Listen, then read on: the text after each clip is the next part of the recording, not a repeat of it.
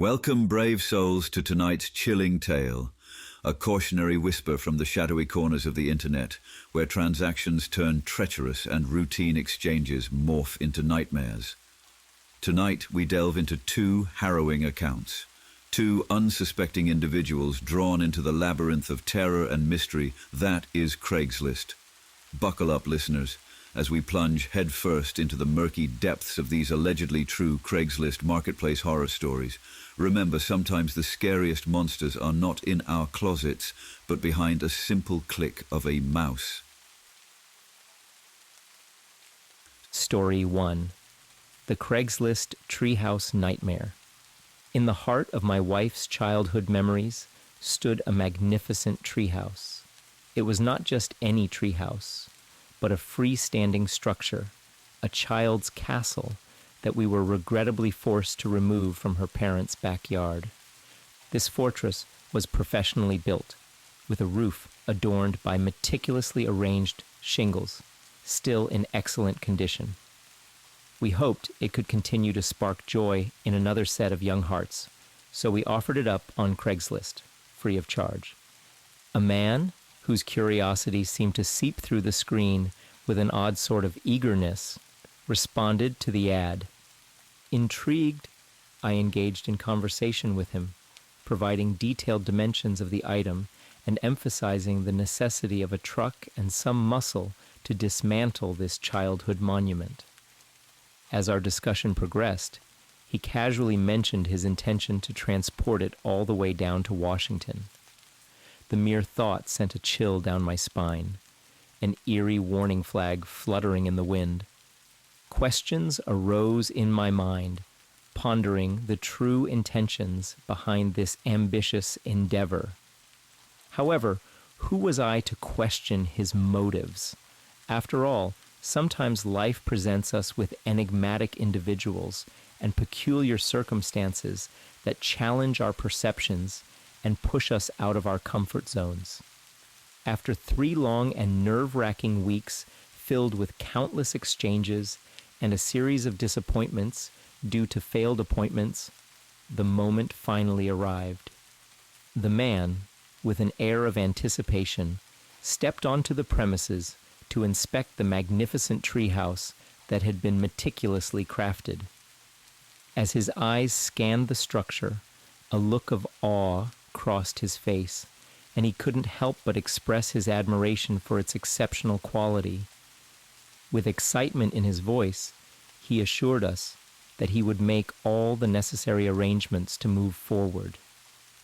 Days turned into weeks, and an eerie silence settled in, like a heavy fog enveloping the surroundings.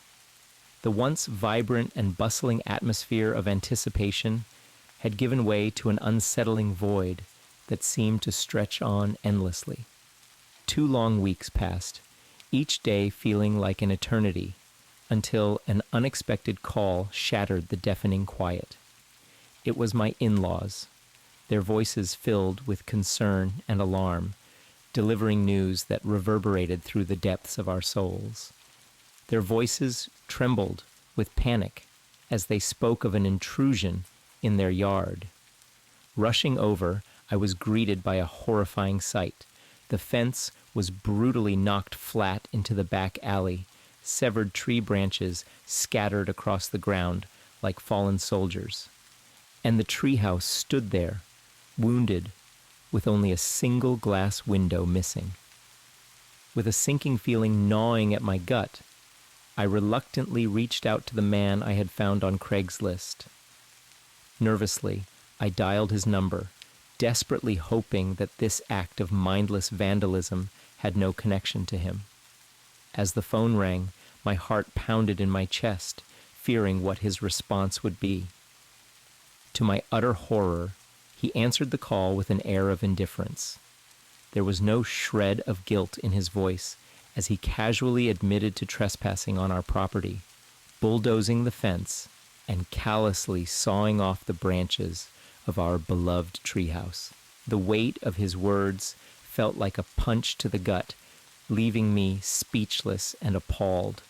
As he continued speaking, my disbelief only grew. he nonchalantly revealed that he had started dismantling the treehouse, but had inexplicably abandoned the job midway, leaving it in a state of disarray. His audacity knew no bounds, as he proudly admitted to snatching one of the windows as a twisted memento of his intrusion. With each word, my anger and frustration intensified. How could someone be so callous, so devoid of remorse for the chaos they had inflicted upon us? It was as if he reveled in the destruction, relishing in the pain and inconvenience he had caused, with no intention of taking responsibility or making amends. As I hung up the phone, a sense of helplessness washed over me. The aftermath of his actions lay before me, a stark reminder of the cruelty that exists in the world.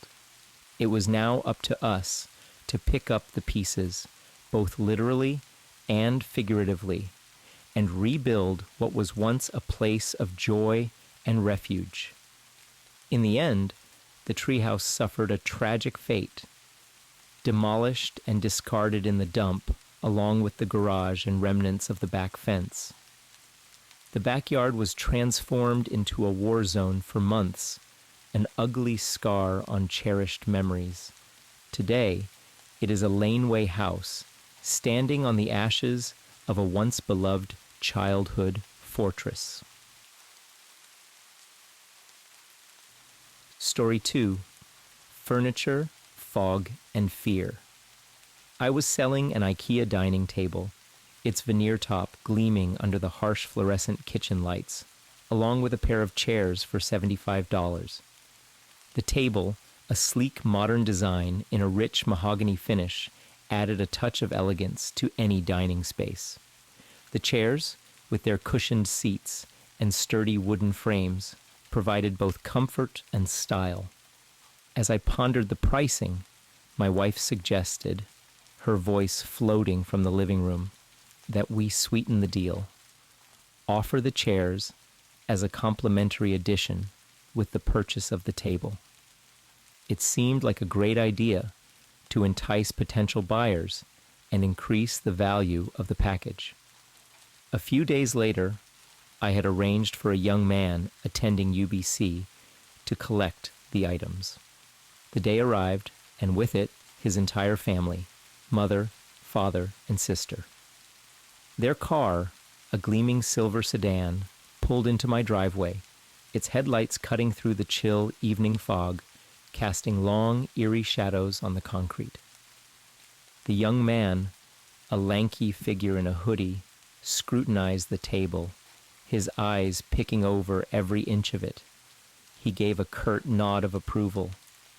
We then embarked on the task of disassembling the table, its parts creaking in protest, before loading it into their van.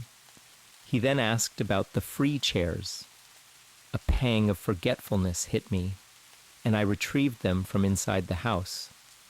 As his parents wrestled the chairs into the back of the van, their breath visible in the crisp, cold air, I tentatively approached them to request payment. The atmosphere was tense, the silence of the night only amplifying the intensity of the moment. To my surprise, when I asked for payment, his response sent a jolt through me. His voice seemed to echo ominously in the stillness, as if the words carried an underlying meaning beyond their surface. "What payment?" he asked, his tone laced with confusion and disbelief. Perplexed, I pointed out the prominently advertised price of $75, emphasizing that it was clearly stated. However, he countered my claim, insisting that the furniture was being given away for free. In that instant, an icy chill of dread crept up my spine, leaving me with an unsettling feeling that something was amiss. As a tense debate unfolded between us, I quickly pulled up the online listing on my phone, its ghostly glow illuminating our faces in the darkness.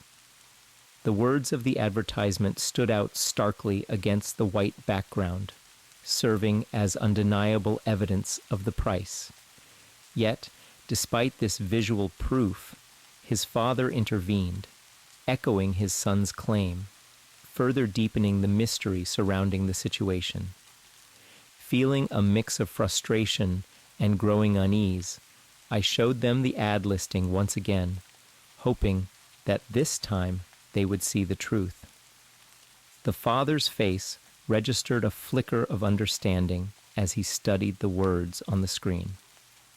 "Oh, I see," he muttered quietly, retreating back to the car where they huddled together, their voices now a low murmur in the stillness of the night. As I stood there, surrounded by the eerie silence, I couldn't help but wonder what had just happened. The details of the encounter, from the foggy breaths to the unsettling echoes, would forever be etched in my memory. They would leave me with a lingering sense of intrigue and curiosity. Suddenly, the sun re-emerged from the shadows, his face contorted into an eerie mask of defiance. His words, "If it's not free, I'm not taking it," hung in the air like a death knell. I found myself glancing into his eyes, only to recoil at the sight. They were almost black, voids that hinted at a terrifying emptiness, or worse, possession. The thought that these people could be demented serial killers, their souls consumed by some unspeakable darkness, sent a cold shiver down my spine. Summoning a courage I didn't know I had, I shrugged nonchalantly, mentioning other potential buyers with a forced casualness. We then commenced the ominous task of unloading their car, each thud of the furniture against the ground echoing through the stillness like a heartbeat, adding to the growing sense of anxiety that was rapidly consuming me. The parents offered their apologies, their faces etched with frustration directed towards their son. Yet as I locked eyes with them, I detected something far more chilling, an almost paranormal glint that seemed to flicker in their gaze. It was as if they were not entirely human. They'd spent nearly an hour at my home. They left empty-handed, but it was as though they had taken something far more valuable and intangible, a sense of safety, of normalcy. As their car retreated into the darkness, the stench of exhaust fumes hung heavy in the air, a bitter reminder of the disturbing encounter. However, it was more than just the physical remnants of their visit that lingered. I could almost feel a sinister presence dissipating, like a dark specter finally retreating from my home. The next day, someone purchased the table for $50, haggling down the price due to their disinterest in the chairs. I then listed the chairs separately, and they were picked up the following day for the asking price. In the end, I made $90. The lesson learned from this horror story? Never use the word free in a listing unless you're giving everything away.